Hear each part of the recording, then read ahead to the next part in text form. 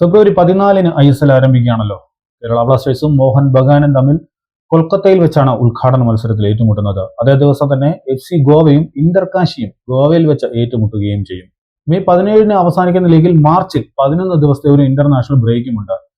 13 match വീക്കുകളിലായിട്ട് 31 double header മത്സരങ്ങൾ ഉണ്ടായിരിക്കും.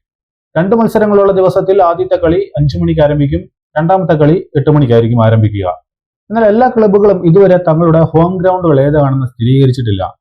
Mohan Bagan, north East United, Punjab FC Goa, sporting club Delhi, Jamshedpur FC, Chennaiyin FC, Bengaluru FC എന്നീ ടീമുകൾ മാത്രമാണ് ഹോം വേദികൾ ഏതൊക്കെയാണെന്ന് പ്രഖ്യാപിച്ചിട്ടുള്ളത്.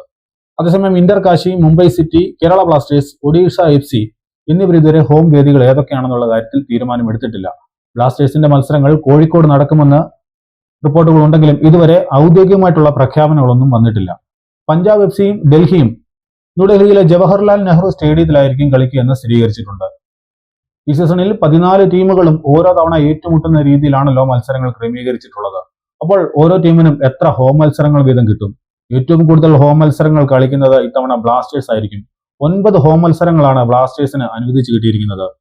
അതേസമയം Mohun Bagan, East Bengal, FC Goa, North East United, Jamshedpur FC, Bengaluru FC എന്നിവയ്ക്ക് 7 ഹോം മത്സരങ്ങൾ വീതം ഉണ്ടാകും. ഒഡീഷ FCക്കും സ്പോർട്ടിംഗ് ഡൽഹിക്കും 6 വീതം മത്സരങ്ങൾ ഉണ്ടായിരിക്കും. ഇന്റർകാശി, മുംബൈ സിറ്റി, ചെന്നൈയിൻ FC എന്നിവർക്ക് 5 വീതം മത്സരങ്ങളും മുഹമ്മദൻ സ്പോർട്ടിങ്ങിന് 3 ഹോം മത്സരങ്ങളുമാണ് അനുവദിച്ചിട്ടുള്ളത്.